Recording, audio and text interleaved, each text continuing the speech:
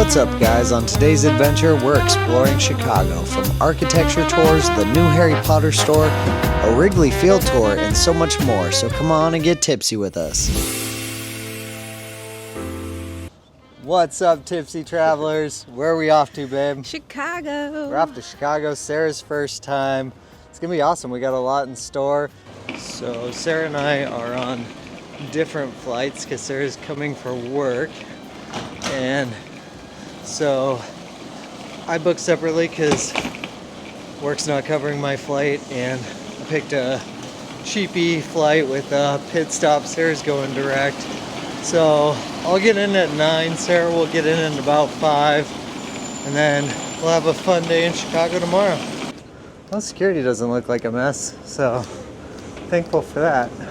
So this is crazy. So we have the worst luck with gate A17. If you guys watched our first video where I proposed to Sarah on our way to Munich, we got derailed also pit stopping in Chicago on our way to Munich, and that one got delayed like 3 hours, almost fully canceled, and I was having a panic attack as I had Sarah's engagement ring in my bag.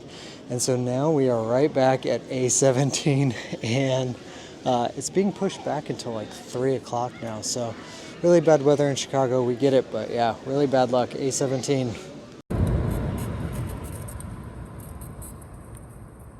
Man, what an absolute mess. So Sarah and I had to take different flights, and so I was on Delta and my pit stop's in Salt Lake, and I experienced something that I haven't experienced before, where the pilot started to land and then pulled up like aggressively and did like a big old loop around, and then we finally landed. But worst case scenario, I have some friends who live out here, so looks like there's a lot of snow. Salt Lake looks beautiful, but yeah, it's sketchy as heck getting in here, so we'll see. Right now it was aiming that Sarah was going to get to Chicago about 4 or 5 hours before me, but she just left Sacramento maybe like a half an hour ago or so. So we're actually on pace to kind of make it at the same time. Honestly, this is kind of turning into a little competition. Who gets there first? Her with a direct flight continually getting delayed, or me, who had to take a pit stop but still somehow in the race. So let's figure it out. Just glad we made it safe. All right, so update. Holy heck. So Sarah ended up in Rockford and I ended up in Milwaukee, and we're both getting Ubers to head into Chicago. So this whole battle of who would get to Chicago first, neither of us. We got totally diverted. We were doing spinaroos around Iowa for an hour and a half, getting a thunderstorm show. So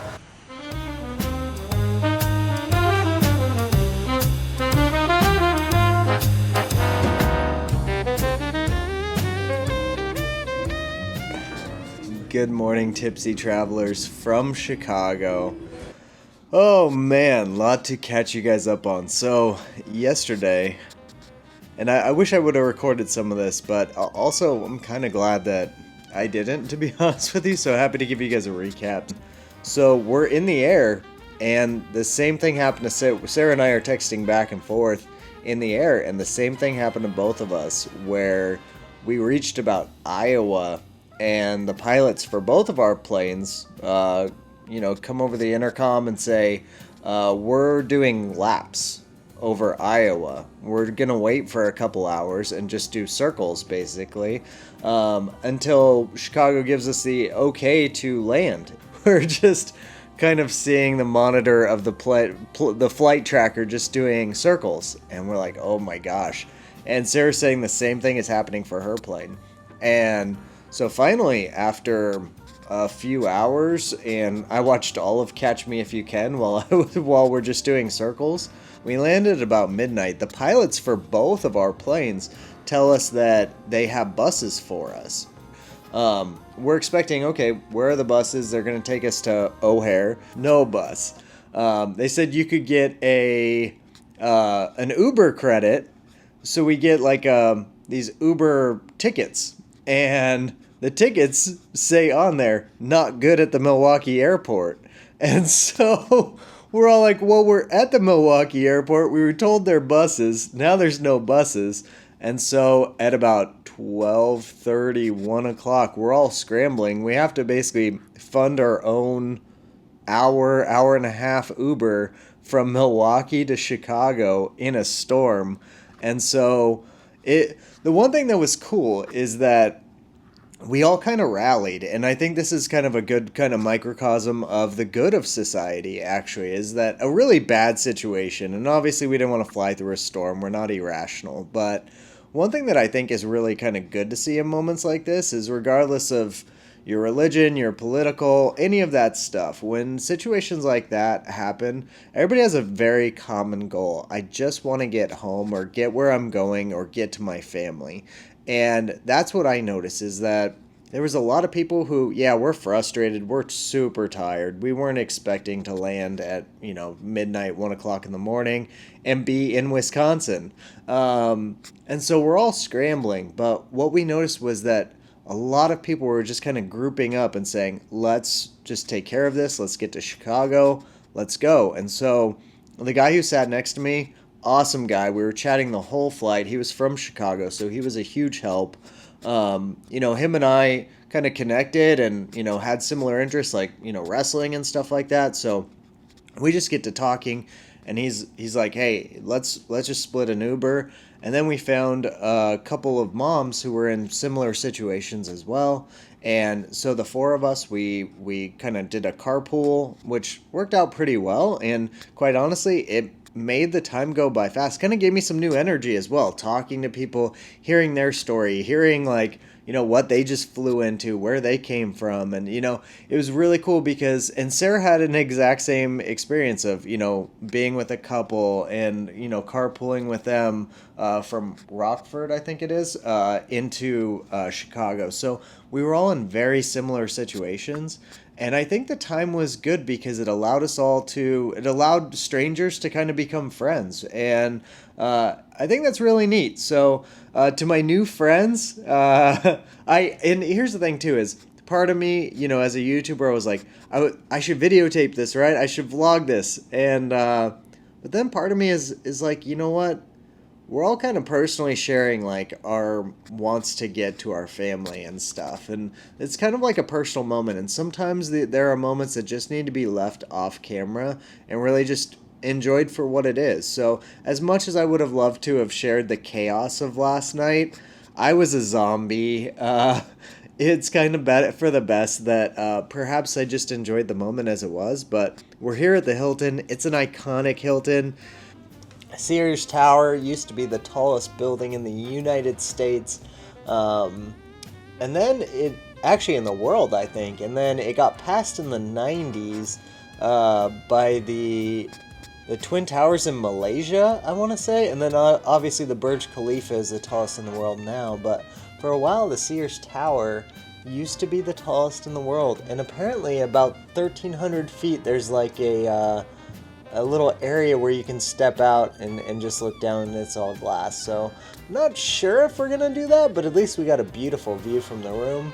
And then as you can see, they have that kind of above ground kind of subway, which is cool. That's actually too where this is where Batman was shot. So this is that scene where they're, going underneath the tunnel. That's just right there, right down there. So we'll be walking that, showing it a little bit more, but at least we got a really cool view. Today it's gorgeous. So if we were flying in today, I think we would have had a much better situation.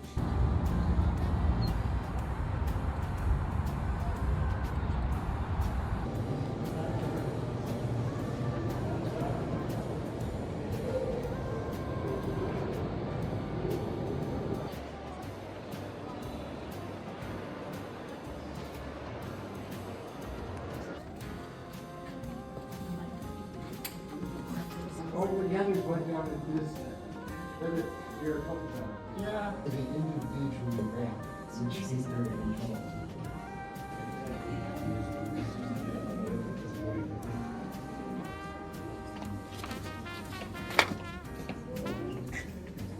Like shells for protection.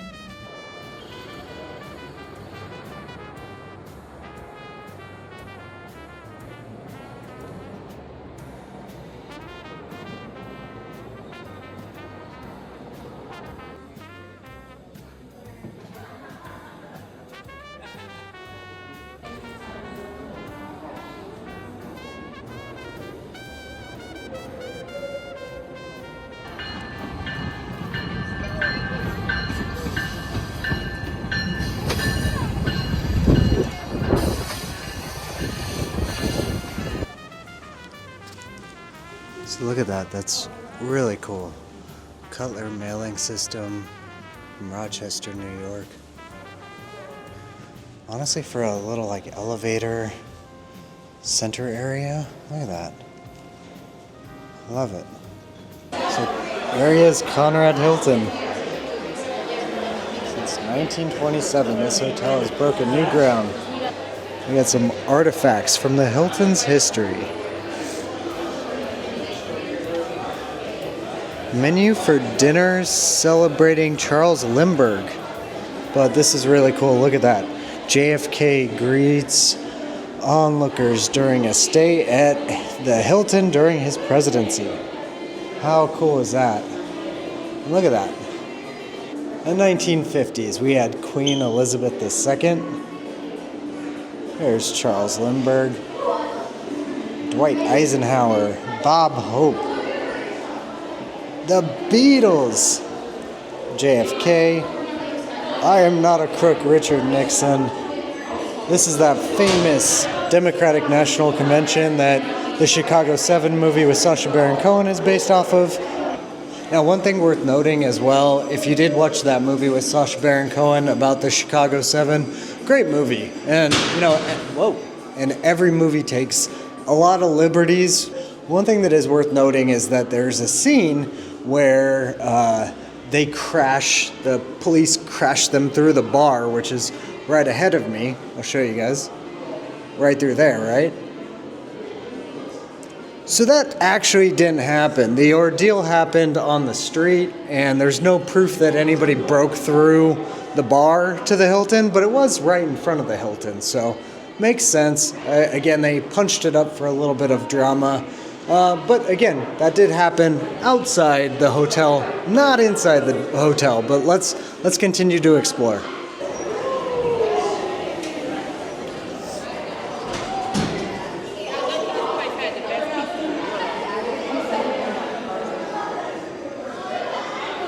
Let's do a little exploring, the Boulevard room.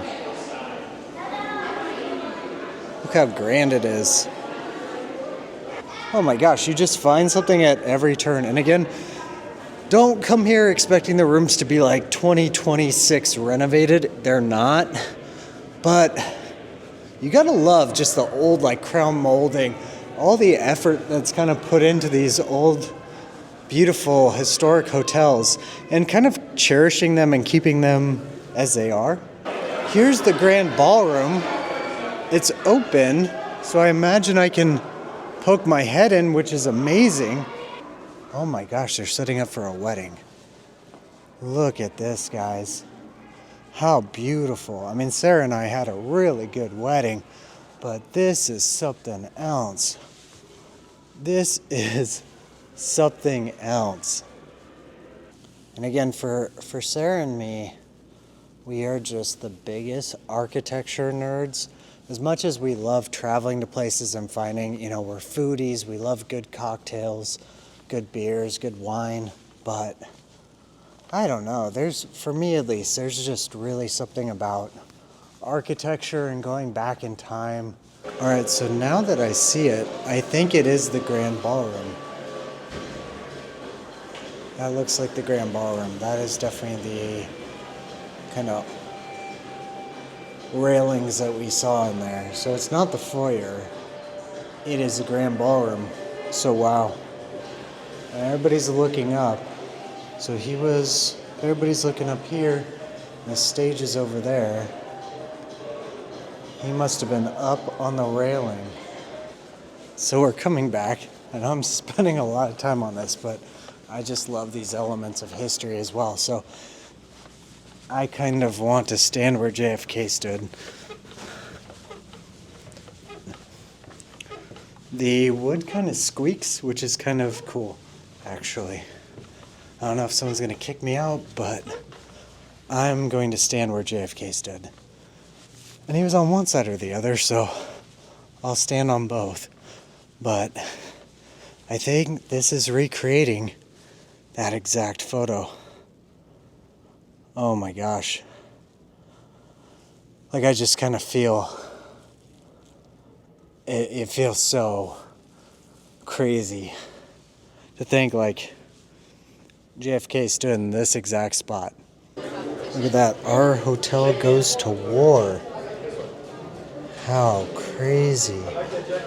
And of all the famous people, is there anyone better than Vince Vaughn?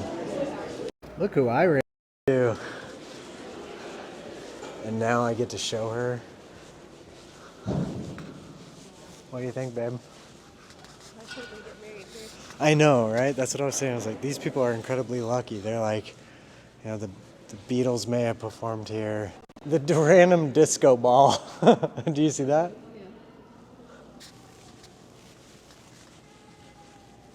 Literally dead center right here. Okay.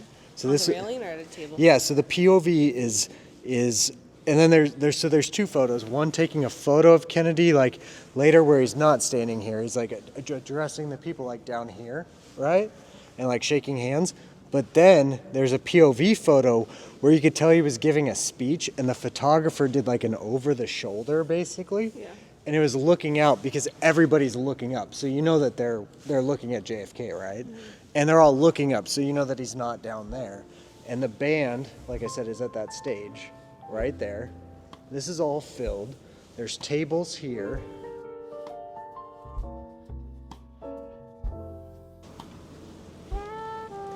Look at that. Dirty window. No, I was just gonna say, typically like in historical buildings, like a lot of these doorknobs and like doors are like originals. Oh yeah, you can so tell. I always look. Look at the craftsmanship of that.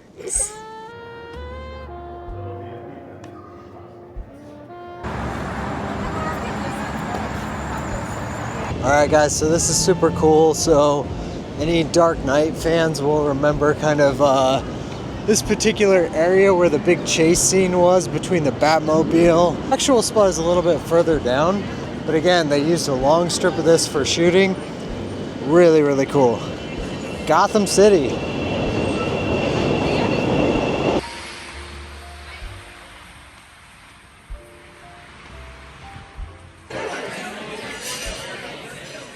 The Rat House spot?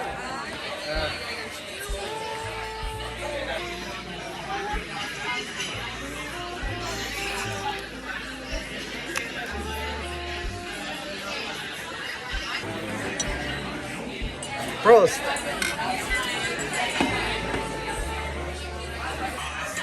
What is this? I want more mushroom sauce.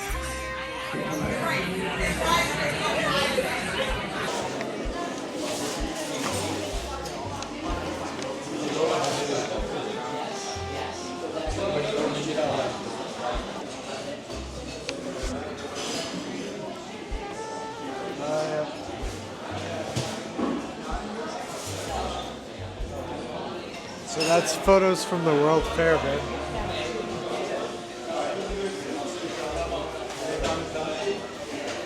The bar you sit at. Oh, okay. Oh, yeah. They're like the same shape. Yeah. It is. Yeah. Oh, and it's still kind of checkered. Yeah. Go Pack, go. Good to see Packer strong, baby. Chicago, it's tough. All right, babe, what did you think of the Berghoff? What was your winner? Beer was great. Yeah. And I had chicken schnitzel with the mushroom sauce, but it was like barely any mushroom sauce, so I was very disappointed. But the cream spinach And the spatula was very, Good, very good. yeah. I would say for me, since it was Good Friday, unfortunately I couldn't have like chicken or anything like that. So I had the fish, which was good. The coleslaw was really good. The spatula was very good.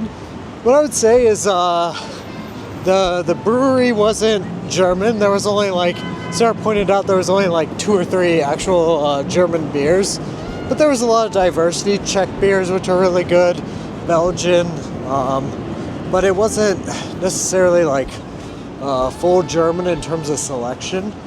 Food was good, but I think one thing that Sarah and I probably agreed on is like we have a local spot at home that is very good with the mushroom gravy, very good with their schnitzel. So yeah, very good meal. Is it super, super German? Debatable.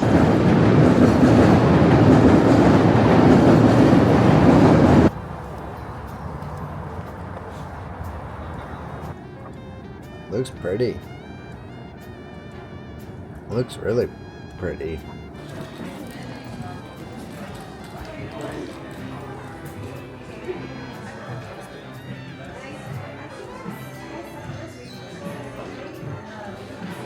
All right, so now we have checked into the LondonHouse, and it's cool. We're kind of going from one vibe to another. This is definitely a lot more modern. 1017. Yeah, I like how modern. Oh, they got the good coffee things. Oh yeah, babe. Wow, I love this hotel. I love the history of downtown Chicago, but this is our vibe. Look at that. Welcome, Sarah. Hilton Honor Silver. When do we become gold and platinum? Oh my God, I almost thought this continued. Oh, it does. I thought that was a mirror at first. Oh, look at that. We got a view of the... How do I... Wow, babe. Wow. Look at that. We'll be going on that a little later. Kind of gold and silver accents. We got a toilet with a lid. What? A robe. Is there a robe? We got a LondonHouse robe. Okay, this is the place for me. I'm on a boat and it's going fast. Oh, this guy's doing a spin-a-rooney. He's doing a spin-a-rooney on the water. It was really cool last night. Again, apologize for my voice. Hey, ring, someone's at our door. One thing that was really cool about last night and staying at kind of the, iconic downtown Hilton in Chicago was that one of my buddies from school works at the bar. And so ran into him. I knew that he worked there. I just didn't know if he was going to be working or not.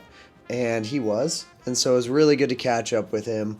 And again, as much as some of these things I would love to, add to the vlog and whatnot, it was also good to just kind of like personally catch up and really spend time with my buddy. He's one of my best friends in college. Hopefully tonight we're going to run into a couple more buddies from college. So yeah, really, really excited that I have so many friends that also went to San Diego State that now live here in Chicago, and hopefully we can all meet up and have some drinks together. Let's check it out.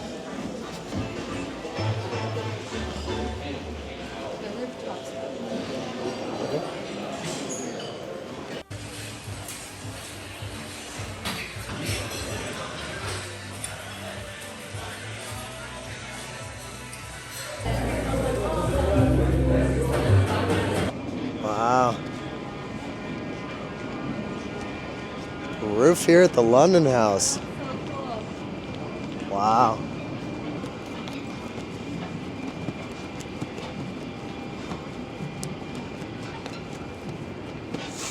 Chicago Tribune down there. It's really cool. Wow. Look at that. We should film you. Wind.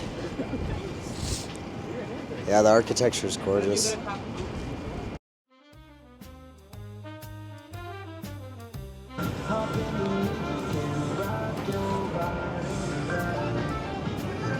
is. We're off to the Harry Potter store. There, the LondonHouse.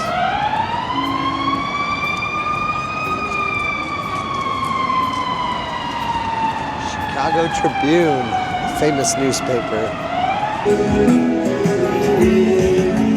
I wanna hold you just for a while, and God smile. Isn't that beautiful? The massive Starbucks. That's insanity, baby.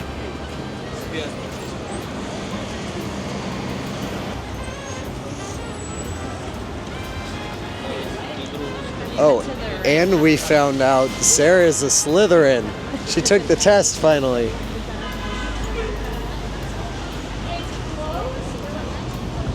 Look at that. How beautiful. We've made it to Harry Potter, Chicago.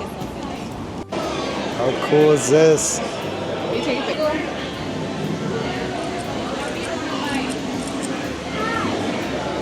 Where do you want to start? Oh, I see Ravenclaw. Oh, this is what I've been looking for. That's dope. I know. Is that one of the ones you saw? Yeah. I might get both, baby. Yeah, this is dope. Yeah. Definitely should get that Oh, one. I love the hat. Oh my gosh. Alright, I'm gonna look at this one. Yeah. Your size? Yeah. Sweet. That's so cool. I love that. So beautiful. And I got mittens.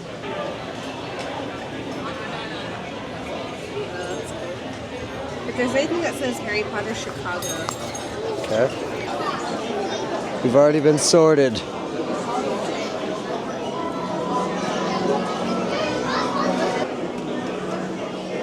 Oh, look at that.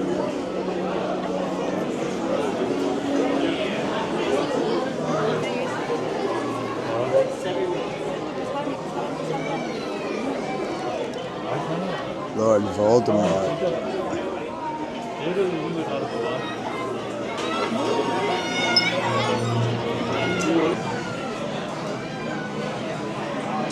these are kind of cool. Yeah. Huh? $18. You can get real luggage. I would consider doing this. Yeah.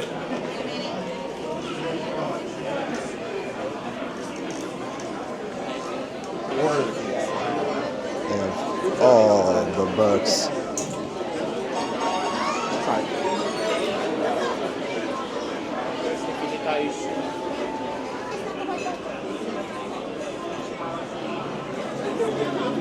Babe.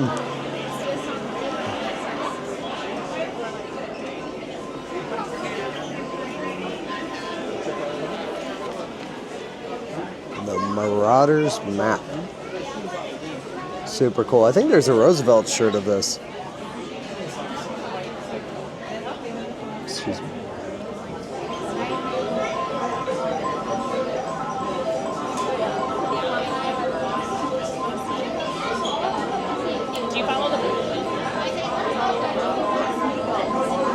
Very cool.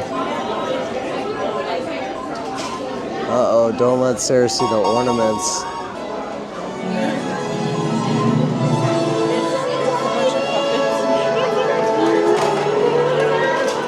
That was really cool. I got Chicago Harry Potter socks. Okay. I might get pins.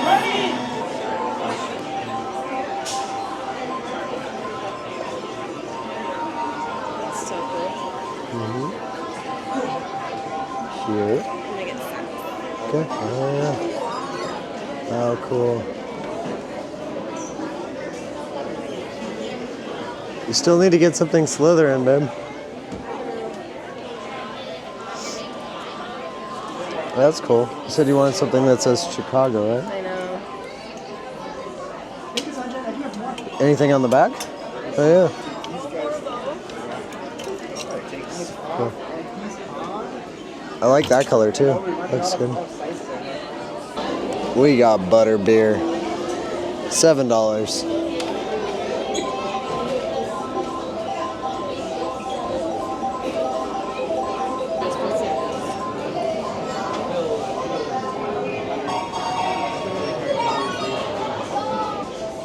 Fantastic Beasts. No,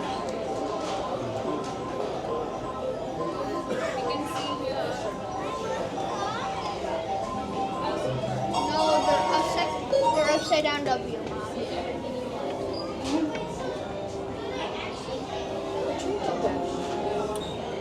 Yeah, that's interesting. Oh my god.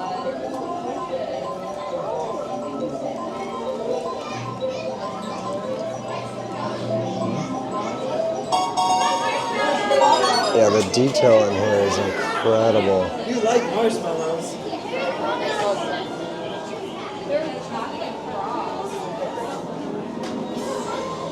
You wouldn't even like that. Chocolate, Absolutely incredible.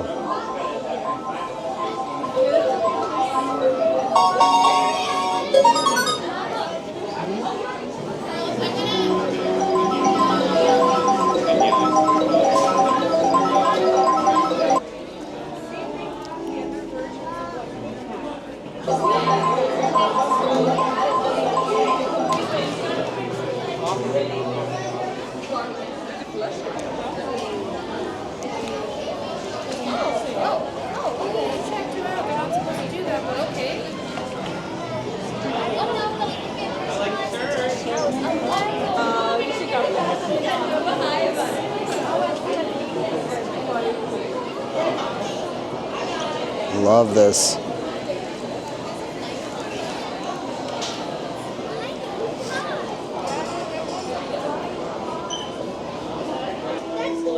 One of the animals we had in his trauma.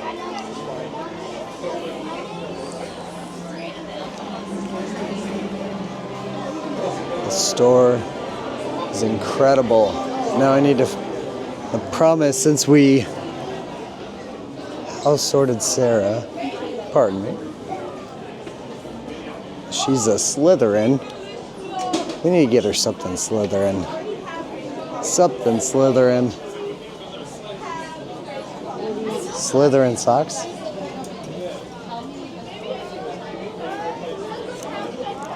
We're gonna get her Slytherin socks. Holy smokes, this store is so much better than Universal Studios. Such a cool jacket. Thing on the back? Nope. Yes. I got you Slytherin socks. Oh, you did? Yep, sure did. Is there anything I else? got this for Megan. She wanted this one. I got this one for me. I love that corner. That's I'm well aware you spent 35 minutes I there. really want some pins. I'm gonna do one more lap.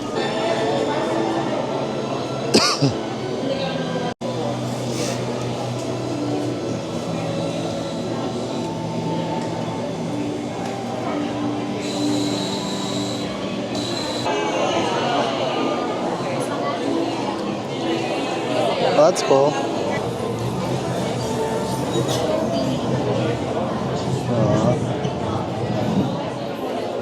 Oh, I did not see. That's super cool. Oh my gosh. Cool. It's Levioso, not Leviosa. I think that's it. It's Levioso. It's Levioso, not Leviosa. So if you want a Dumbledore's Army Wand collection, it's $160. This is really nice too, 30% off. You can get the Nimbus 2001 300. Wow.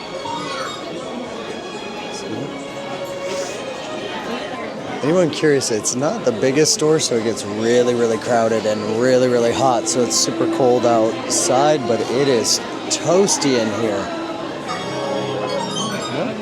If you don't want to spend $300 for the Nimbus 2001, you can get a smaller broom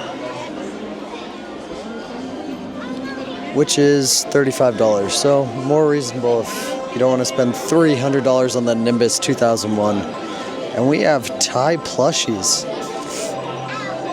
That's pretty cute. Got Hermione, got Ron down there. Oh, you got Hagrid too. Look at that.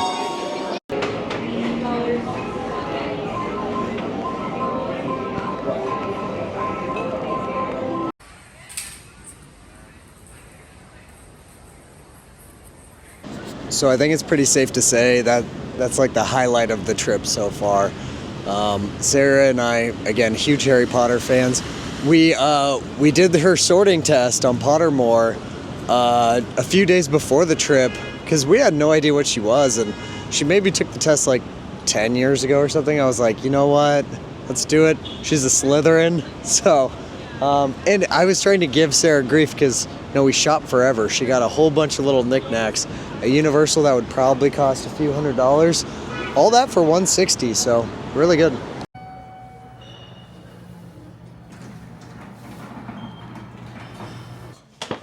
Hi. Don't be in it.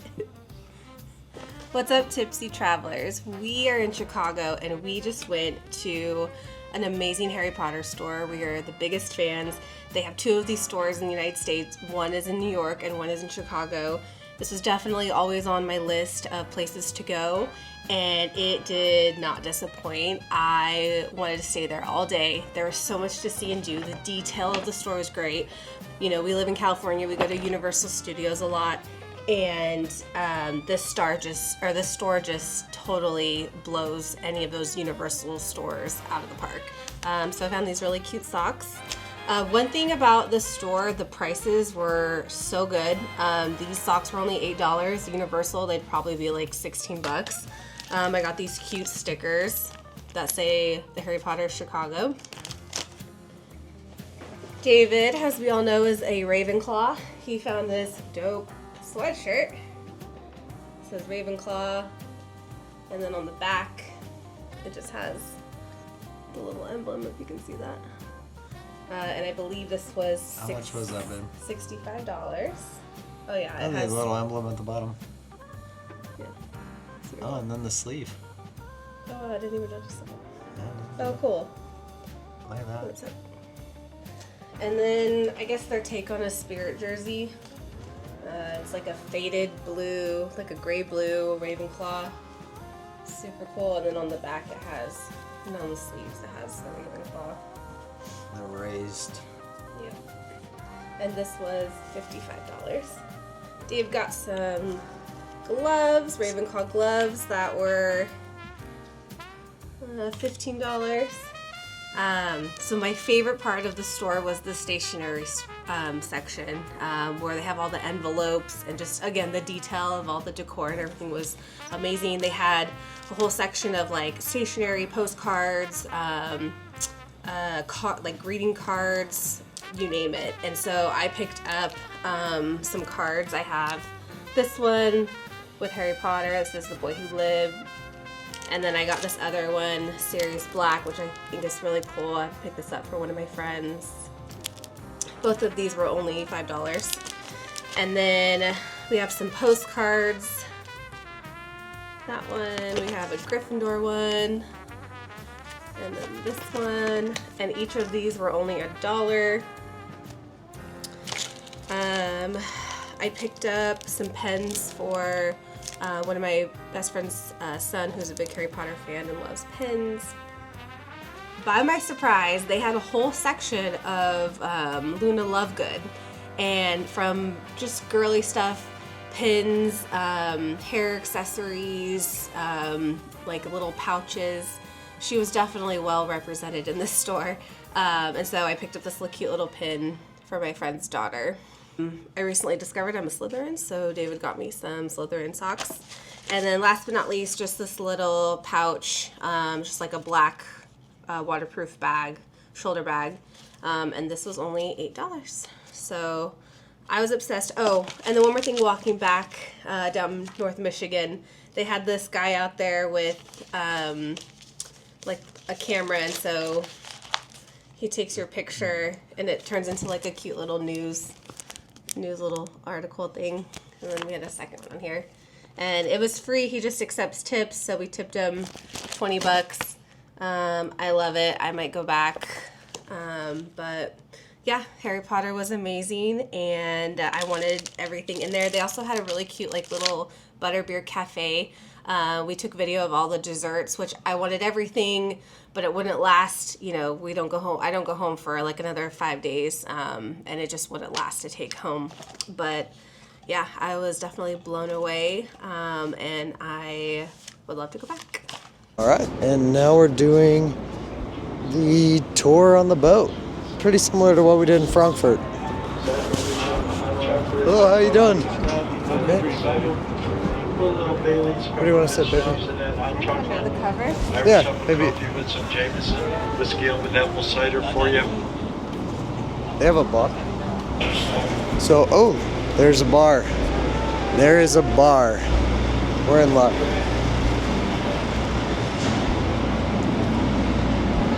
So very similar to Frankfurt. Bad weather, but we got a bar. So, doing hot toddies with Jameson. Tipsy travelers wouldn't have it any other way. And I think we're starting soon, but it's really cool. Prices are really reasonable. So we booked in advance too. It was $50 a person.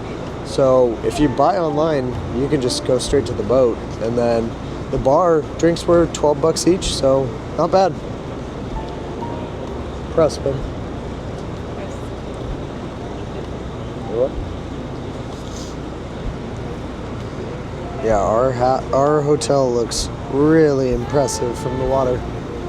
This is my 4th season coming on board to do these tours, and I keep coming back because I love this city so much. But when I was revamping my tour this time around, I kept on coming across this phrase as I was listening to different docents or architects. The phrase is, architecture does not exist within a vacuum. What that basically means is today we're going to be checking out a living, breathing city environment, right? That's known as the Wrigley Building, named after William M. Wrigley Jr. of Wrigley Chewing Gum. You might know them, Juicy Fruit, Big Red. This was their original headquarters. Building itself broken up into 2 sections. Left side from about 1921 with the expansion to the right in 1924.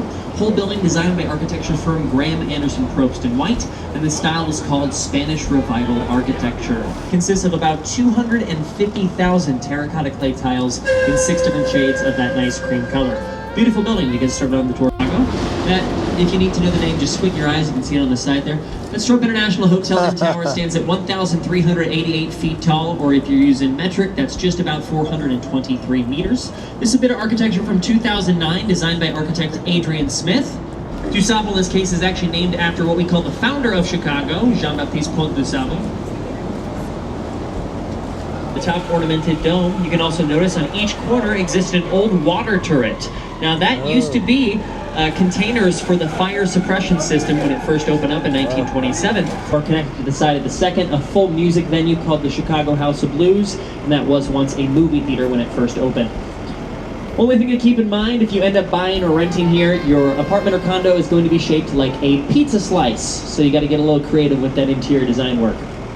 Now this is a bit of architecture from 1990, designed by architect Ricardo Bofill. He's a Spanish architect. He did a great job here. An architect who is actually very popular for his work in North Lawndale. He actually designed the old Sears Tower, the original Sears complex. George C. Nimitz. Now, this building here is the closest thing we have to prairie school style along the tour, meant to mimic the flat prairie lands that Chicago is built upon. Nowadays, this is being used as office space for the weight of the bridge and a counterweight on the backside to lift them up and down. Now, very curious with this bridge in front of us is above you also have some of the connected L trains. Yes, those are the train tracks right there. Still today, we have the 3rd busiest rail system in the United States, just behind New York City and Washington, D.C. It became popular in the 1920s. Really, 1920s was a time of economic prosperity, this optimism towards the future, and so you can see that reflected with the designs here. Deep inset windows and polished limestone combined with the clean lines that draw your eyes up to the top and bronze accents that surround the exterior. Right there, that's from about 2017. It's known as River Point Tower. Of course, this here is Wolf Point, where the north, south, and main branch all connect. But I have a better name for this building, I think. I like to call that the Glass Hot Pocket. That's what it kind of looks like. It's not a building and it's not very tall, but you know what? It's better than nothing, so I always like to give it a shout out on the tour. All right, the winds are going to pick up. We're going to start traveling up in house, and it dates back to 1898. Originally, it did not look like that. There were no windows, there were no balconies. It was just a giant pink freezer box, basically a dry storage freezer warehouse for the meat packing industry and the Union stockyards. It's a great example of postmodern architecture. If you remember that black box that we saw, that was modernism. This is postmodernism. I just like to think of it as breaking out of the box with more diverse and unique shapes. A lot of these are still the original owners living inside. Last one that was sold was back in 2015 that we are aware of for an estimated $2.3 million. On average was going to be around 4,000 square feet worth of total space. Wow. You can see how they're divided across with each balcony and patio being connected to one unit. It's going to be 4 levels of space, including the basement, and these also sell between 2 to 3 million. Sarah's frozen. It's really, really freaking cold. They can't hear you. She said she's really, really cold. Is it Frankfurt cold or colder? Oh, I would take Frankfurt any day. She said she would take Frankfurt any day. These houses are really pretty. If we 2 to 3 million. Sarah asked a group question. Why does the drawbridge not go down? Apparently, we're gonna have an answer. All right, we're going to keep moving on. We had some fantastic questions about this bridge that we see here to the left. Basically, this is another example of a trunnion bascule bridge, but this is going to be a single leaf bridge instead of the dual leaf bridges that we see today. So this is the heavyweight of the bridge. On the front back side, you can see an exposed large concrete counterweight. Weighs a few tons, helps to lift the bridge up and down with the help of an electric motor. All controlled in a bridge tender house just like that. And you can open up these bridges up or down in only about a minute to 2 minutes time. So really it does not take too long. And you do see that happen mainly on Wednesdays and Saturdays during the early summer and end of summer as sailboats make their way here from the river out to the lake for the summertime and then back in for the docks during the kept open. Underneath that area, you have the problem with the trains that we've talked about passing through this direction heading south. And so the only workable lot space is going to be right there in the middle where you see that exposed core. These buildings, and there is a risk that people at the top might experience excess motion sickness. Yeah, you don't want people to get motion sick inside your building. So, all right, now underneath Washington Boulevard, we're going to see 2 Art Deco style buildings. The most notable, I would say, is here to the left. This is going to be the Civic Opera Building, completed in 1929, designed by Graham Anderson, Probst & White. Now inside there is the second largest opera house in the United States. Seats right around 3,600 people inside, and it's the home of the Lyric Opera of Chicago as well as the Joffrey Ballet. There's also the main printing press as well. So both of these buildings were completed in the same year, that being 1929. It's known as the Old Post Office of Chicago, but this is also a popular filming location if you've ever seen the Batman trilogy by Christopher Nolan, specifically the second movie, The Dark Knight. This was the filming location for the opening bank heist scene, if you've seen the beginning of that movie. But yes, it used to be a post office. By 1932, this became the largest post office in the world, and that was mainly to keep up with demand for the mail-in order catalog industry, being pioneered by major retail giants like Montgomery Ward and Sears. All right, and the last one I'll mention in this area is to the back right. That lone little building hanging out by itself, that's known as the Union Station Powerhouse. Abandoned, it was decommissioned in 2011, and we don't know what's going to happen to it quite yet. It might be torn down in the future, or they might rework it, turn it into something. What had happened, but by that point, between 17 to 18,000 buildings in the downtown area had burned down. There's about 3.3 square miles worth of land affected, and 1 out of every 3 people was left without a home. So it was a massive tragedy, unlike anything Chicago had ever seen before. This right here, black building with the 2 white antennae coming into view, my friends, that is the Sears Tower. Now here's the thing. If you look at that building on Google today, it's going to say Willis Tower.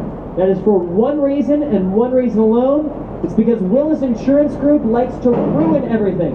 All right? They moved in about 2009, and they started to rent the naming rights. They paid close to about $1 million year to year to have the name officially called Willis Tower. Just know they really want you to call it the Willis Tower. Everyone in Chicago still calls it the Sears Tower. Like different radio stations and TV networks, but those do not count towards the total height of this building. It's cold! Well, I bring this up because having a good when time? this building was first designed, Having a and you can still see magnificent. it featured today. We're on round 2. I just got coffee and Bailey's. Sarah got another hot toddy. which I think is a very Purple Line train, I think probably Brown Line. Actually, if you're looking for a great train to check out for yourself, if you've never done it before, I think the Brown Line train is the best. Take it up north, because you go all winding in and out of the buildings, and especially during sunset, you're like, whoa, Chicago. You look to the left of that clock tower, just one to the left, and then you're counting across. You have 1, 2, 3, 4, 5 sets of bay windows. But one to the right, you can see 1, 2, 3, 4, 5, 6. Right? So what's going on? Well, basically, 1930, Chicago was expanding the streets in Chicago, and that included LaSalle Street just behind us there. And so when they made that street wider, they had to work with the construction team here to modify the building. That's because it was designed out of protest to prohibition. The mindset basically was, what better way to protest prohibition and tell the government we would like to drink alcohol than getting a giant champagne bottle and putting it right in the middle of downtown Chicago. Peacock logo at NBC Tower. I think that's incredible. Now this building uses a variety of methods of wind sway reduction. It kind of has to because it's so close to the lake and so tall right here. So you can see bundled tubes. It has a variety of inertial splash dampers, but to the far right, 17 floors from the top. It's actually designed by 2 students of Ludwig mies van der Rohe, Heinrich and Chaporian, and completed in 1969. Because of its units inside, including Tom Cruise, Alice Cooper, Sammy Sosa and Scottie Pippen, and notably Kurt Russell and Goldie Hawn shared an apartment inside Lake Point Tower while they were still together. There was a jail for draft dodgers at Red Cross Station. World War II, again completely converted into a new military outpost reserved for aircraft pilots to practice landing on naval ships at Lake Michigan.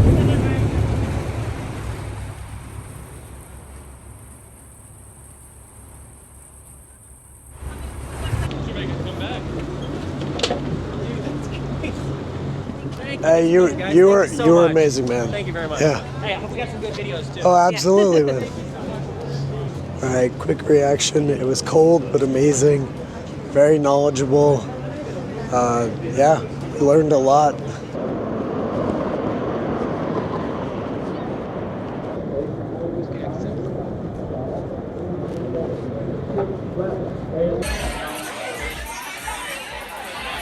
Good evening, ladies and gentlemen. Welcome to Howl on the Moon. Introducing your starting lineup. On right piano, Julian Thomas. All the way from Windsor, Ontario. On left piano, Kim McKinnon. Oh my God. Happy Saturday, everybody. It's great to see you. We're going to party. We're going to have a good time. This says, I proposed to my wife at Oktoberfest 2 years ago. This is the Oktoberfest song. Take me home to the place I belong. West Virginia. That's right. Oh, my love. Please take me home. In the meantime, I'm going to do this one we just got online. The request just says, I just love this song. You know what? Me too. I did this one.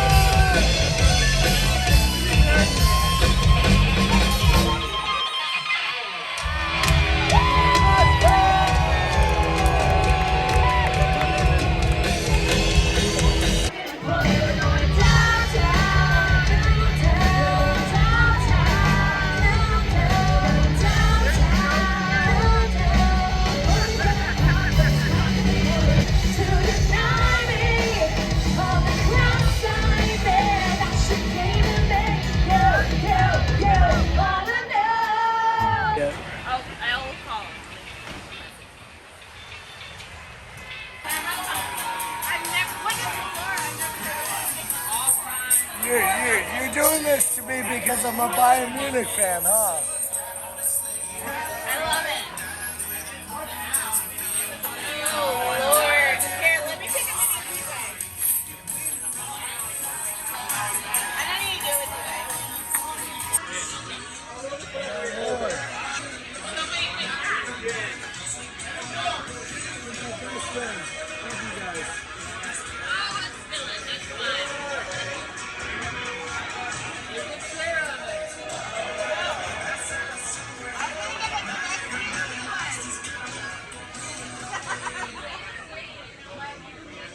Oh. Oh. Oh. What did you say? Grapefruit and what? I think it tastes like maple. Let your wife take a picture of your face. What is it called? Oh, Lord. So bad.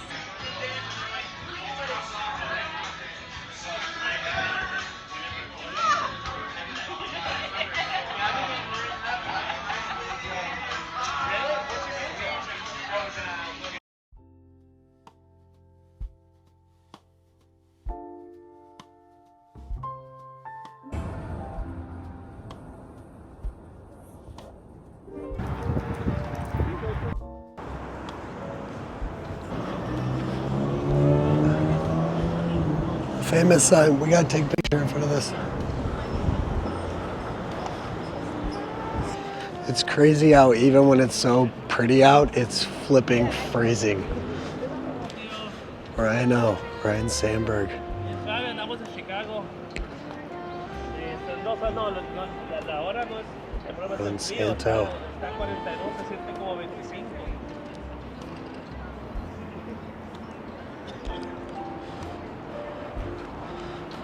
Mr. Cub himself, Ernie Banks.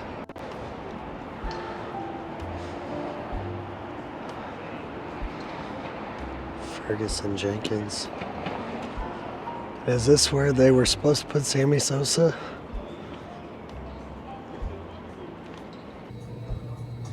Super cool store.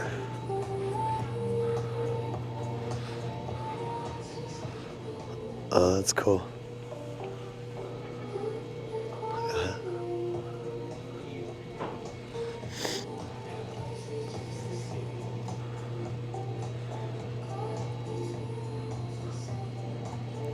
Love the new hats.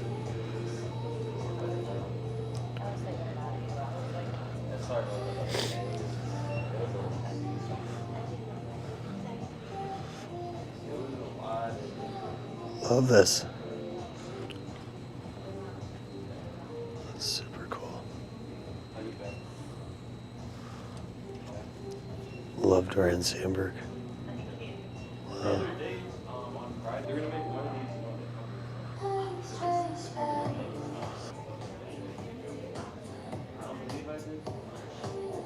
Wow.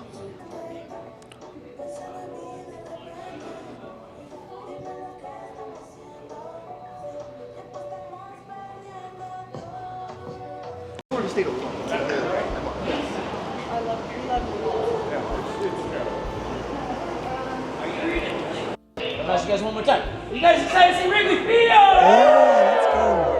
Here we go. We're gonna go this way. About face. There we go. They'll see mine. Are you a Georgia fan? Yeah, I went. Oh, UNC. Okay, cool. I'm always like UNC for basketball, but it's Georgia. Yep, absolutely. It worked out well. So, babe, when me and my buddies went to the game, we were sitting right there in right field. They used to have more seats, but they added the monitor. Especially this season. Yeah.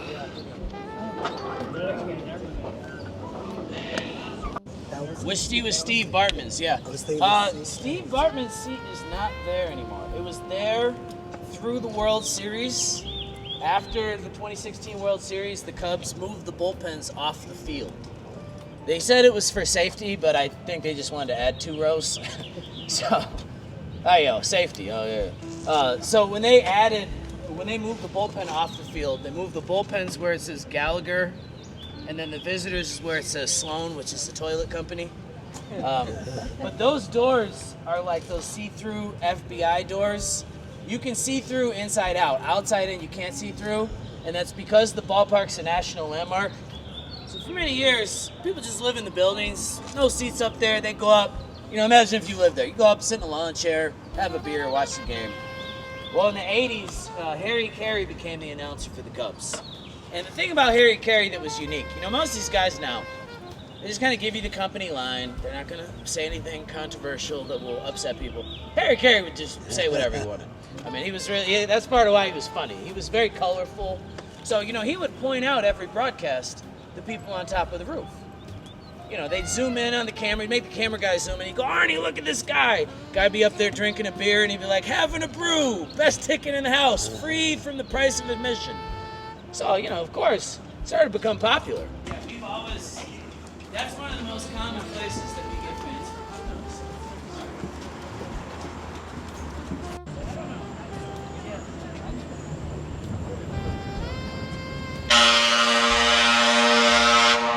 Wow. The millennials started cutting the cords, and thereafter they lost all that revenue. And I used to work for the Cubs TV network. Like the guys that ran that were all at ESPN and Madison Square Garden. Only ball to ever leave the park in center field here, over 560 feet. One of the 2 or 3 furthest balls ever hit. Barry Bonds shattered one of the windows across the street in right field in batting practice one day. That was one of the furthest, and then we'll talk about a couple more of them right out here. In there, so traffic can't get through. And I don't know if you guys ever, you know the Grateful Dead? They're those fans called Deadheads. We have our own version of that out here. They're called Ball Hawks. These guys have been sitting out here for many, many years. One of the guys, Mo, he grew up down the street. He started coming here in the 50s. So when I went to the game, there was a hot dog stand right there.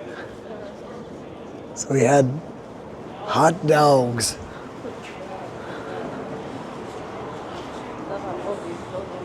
Yeah.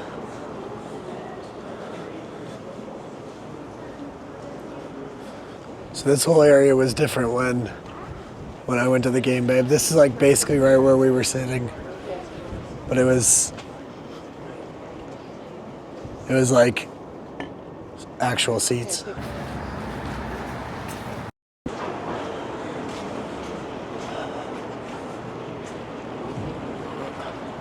We're on it, babe. This is where I first started this. Come here, baby. I remember because they tried to ban it. They called all employees. Oh my gosh. Could you imagine? Yeah, now I get why you don't run into this wall. Holy.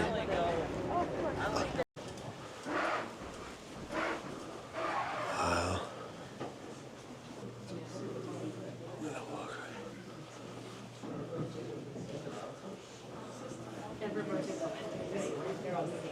You may have been expecting something nicer than this. Yeah. No, this is I like to say it's very minimalistic. You know? Oh yeah, you're in the footsteps of almost every great player that ever lived. Hasn't moved since the park was built in 1914. Second smallest clubhouse in baseball, only one that's smaller as the visitors of Fenway. Used to cut off right here, truth be told. Wow. Prior to the 1990, they had the All-Star game here, so they had to expand it. But it used to be a wall right here. It was just this room back here. Wow. And that's bad enough if you imagine all the ball players crammed in here. But you know, we had NFL football here for 50 years. From 21 to 70, this is home to the Chicago Bears. So to this day, this has held the second most NFL games of any venue. So you imagine all those football players, 50 football players crammed in this tiny room. It's like a high school team. They would get off the bus, full uniform, ready to go. Oh my gosh. And, for some reason, when the Green Bay Packers were here, the warm weather would never work. But what are you gonna do?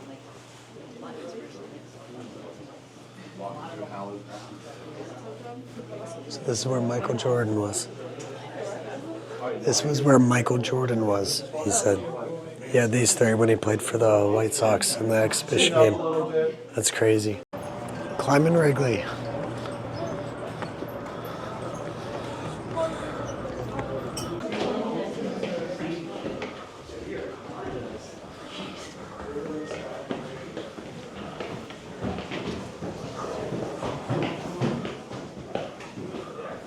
Thank you. Look at that.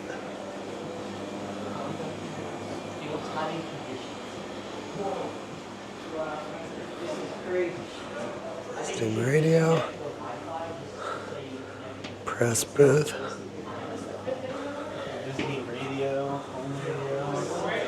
Look at that. Press booth. The press box. Oh my gosh. Go down, baby. He works. He's out here like every day. That's awesome.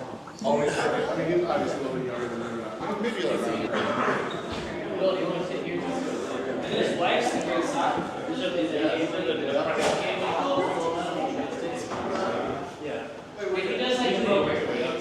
All right, you made it to the press box. This is where your writers and reporters will go. You can see a lot of them are assigned seats. Some of them are there for the visiting press. The booth right here is where Harry Carey did the games from. Legendary announcer, most popular for the 7th inning stretch. And the thing about Harry was he couldn't sing to save his life. That's what made it fun. You get up there, he'd be about 3 to 5 beers in, and it felt like you had to help Grandpa finish the song. And you know, he passed away in 1998, so they wanted to keep the tradition going. So we started having guest conductors who take me out to the ball game. And they've had plenty of great ones through the years. You know, Michael Jordan did it, Walter Payton did it, Bill Murray's done it more than anybody.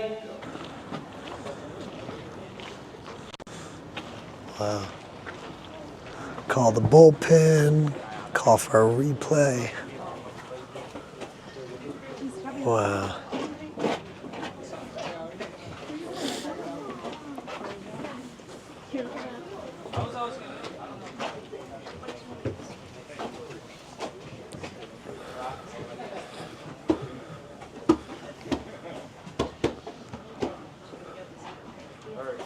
What about this? Do a movie a couple years from now, Aliens in the Outfield. They're coming out of the Ivy. You know, as much as they do remakes, don't throw that into the universe. Don't. Please. Somebody will listen.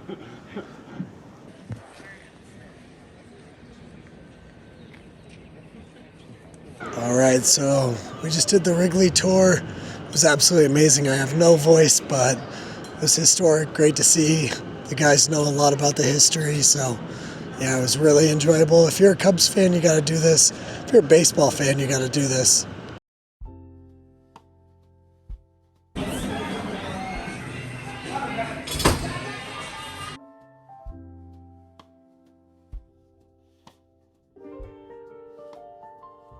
Just opened last this year?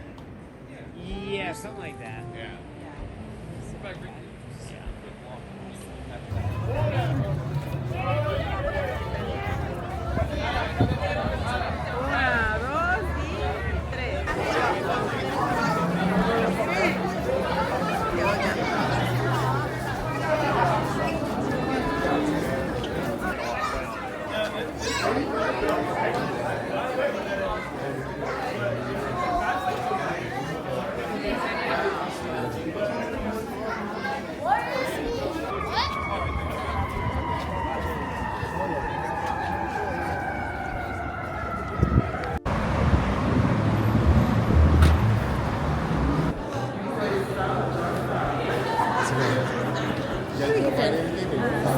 Cindy's is going to be your third element, right?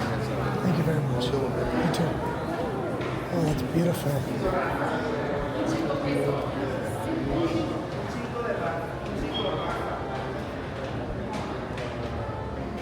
Love the elevators.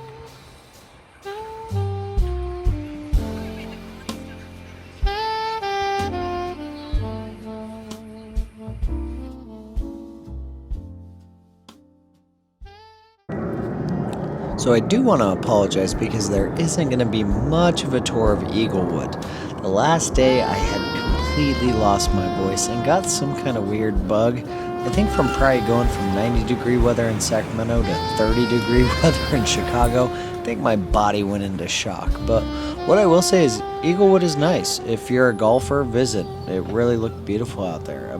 Apparently this hotel might be under some new management soon and going through some cool renovations that could really modernize the spot, but everyone was super friendly. The market was great for quick bites and heated sandwiches and coffee. No complaints. And overall, Chicago was a 10 out of 10. We saw amazing architecture, had amazing views, food, drinks, and old friends, which is always the best.